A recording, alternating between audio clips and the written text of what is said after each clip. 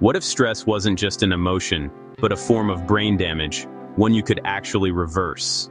Here's how chronic stress reshapes your brain, and how science says you can repair it. Every time you feel anxious, your brain releases cortisol. In small doses, that's helpful. It sharpens focus. But when stress becomes constant, cortisol floods your system, shrinking neurons in your hippocampus, the memory center of the brain. This brain shrinkage reduces emotional control, making you more reactive. You crave sugar and caffeine because your body is seeking quick dopamine hits to compensate for cortisol overload. That's why burnout feels addictive.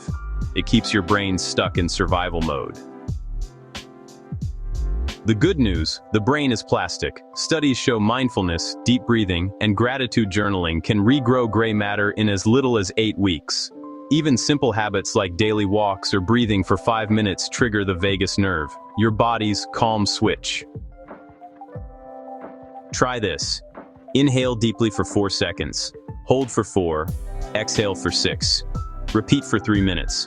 This lowers heart rate, reduces cortisol, and resets your nervous system's balance between fight and rest.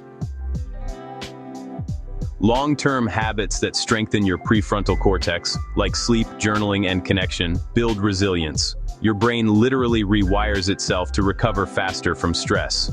So the next time you feel overwhelmed, remember, your brain isn't broken, it's adapting. You can retrain it to find calm again. If you enjoyed learning how stress rewires the brain, subscribe for more science-based episodes from What If, Health Edition.